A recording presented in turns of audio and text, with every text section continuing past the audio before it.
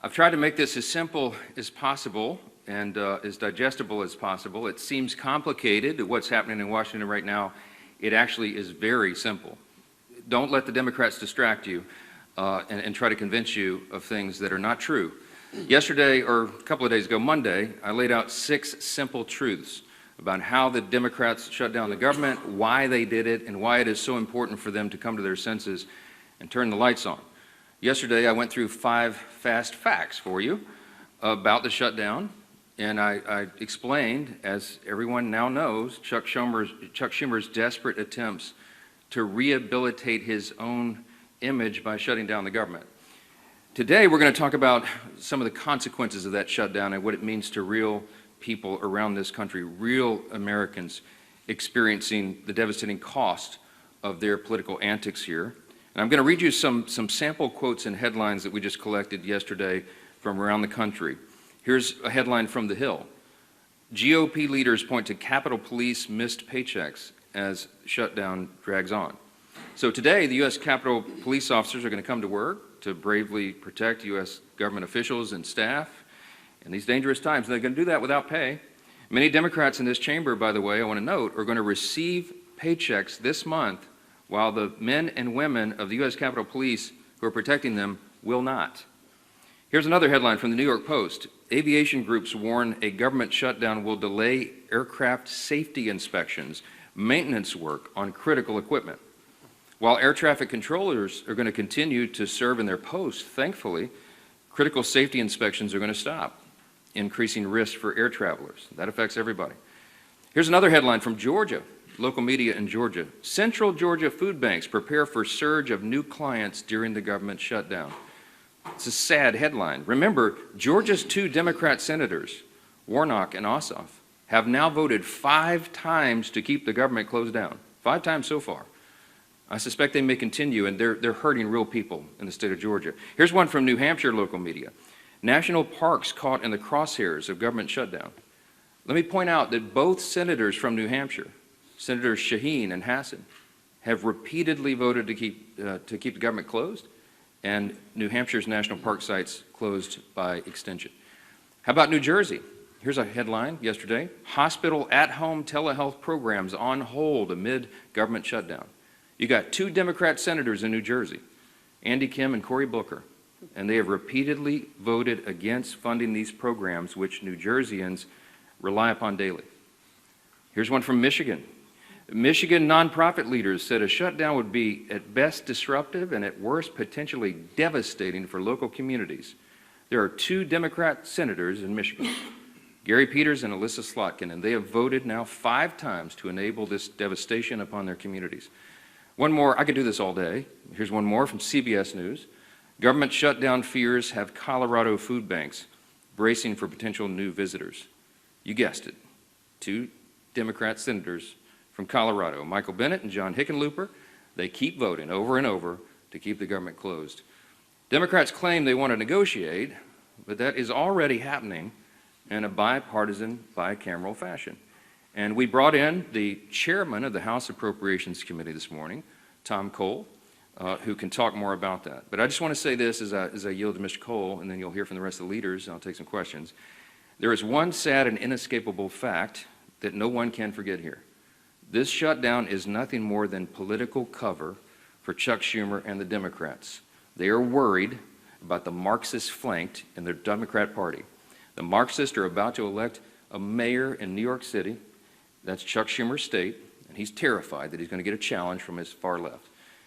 I've noted that Chuck Schumer is a very far left politician, but he's not far enough left for the communists, and they're coming for him. And so he has to put up his dukes and show a fight. So they picked a fight on something that's not even related at all to the shutdown and the funding that we should have gotten done by the end of September. We just need a stopgap measure to give us a little more time to get the job of Congress done. They refuse to do it because they're playing politics, and real Americans are paying the price for it. No, you're talking about EMTALA, which has been part of the law for most of my life. Emergency care is provided without question to anyone who comes in. If you're hemorrhaging and you show up in an emergency room, you get treated. That's something we all support. That's a very good law. We're in favor of it. you're cherry picking a tiny subset of the issues. We put, and go to my, it's still on the website, speaker.gov, look at page 57, section 2141 of Chuck Schumer's counter-proposal CR that he filed. There's 6 categories of things that they would like to restore funding to, and it adds up to $192.8 billion, almost $200 billion of hardworking taxpayer funds that would go to support illegal aliens and other non-citizens. Now, with regard to EMTALA, are we saying change the law? No. But one of the things they're doing, and one of the things that Chuck Schumer is advocating for and has filed in the law and is using as a leverage point to keep the government shut down, is he literally wants to reimburse hospitals more money for treating illegal aliens than American citizens. Fact. Go look it up. Go look on the website. Don't take my word for it. We're not doing that. If you're a young, pregnant American citizen woman who shows up in an ER and you get treated and they pay the hospital less for treating you than some illegal rabble-rouser who came in from some, South American country to do us harm, that is wrong.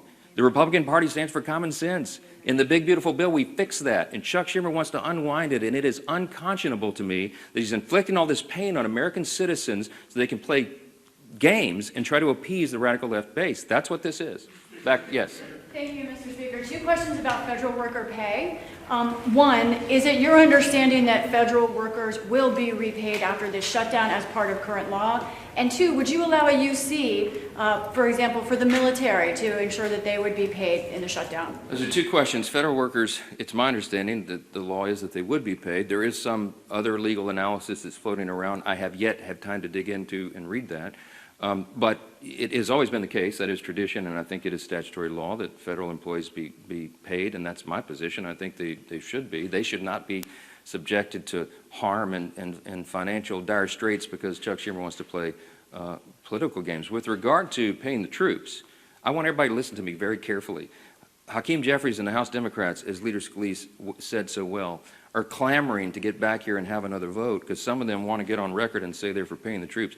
We already had that vote. It's called the CR. Every Republican and at least one Democrat had the common sense to say, of course we want the government to stay in operation. Of course we want to pay our troops and our air traffic controllers and our Border Patrol agents, TSA, and everybody else. We did have that vote. The House, I keep saying the House did its job. We did that almost 3 weeks ago. And every Democrat in the House except one voted against it. They voted that they did not want the troops to be paid. They did not want TSA agents to be paid. They did not want air traffic controllers, Border Patrol agents, and all the rest. They live with that vote. They made that decision. The House is done. The ball is now in the Senate's court. It does us no good to be here dithering on show votes. We did it. We sent the product over. It is clean. It is 24 pages in length. It's the most bare minimum that's necessary to keep the lights on for the people. And Chuck Schumer and 43 of his colleagues, Democrats, continue to do the wrong thing. We're not having it. Yes, ma'am. Thank you so much. Democrats continue to allege that the Republican-controlled Senate can change the rules to push through the shutdown impasse. Congresswoman Marjorie Taylor Greene is also now saying the same. Is there any validity to this, and what sort of precedent would that set for a future Democrat-controlled Senate? Well, I'd lead the House, but the Senate has its own rules. Some of them are arcane, and when you're in the minority, you don't like it a lot. The filibuster is a tradition over there that's been maintained by both parties whenever they've been in the majority for a long, long time, and they can make a very compelling case as to why that's true. Now, could you go nuclear and blow that all up and end the filibuster once and for all and allow everything for only majority party vote, 51 votes in the Senate? I mean, is it possible? Yes. Is it wise? You can have a lot of people who would tell you it's not.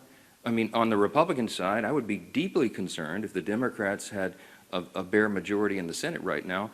A Marxist ideology taking over the Democrat Party, do I want them to have no safeguards and no stumbling blocks or hurdles at all in the way of turning us into a communist country?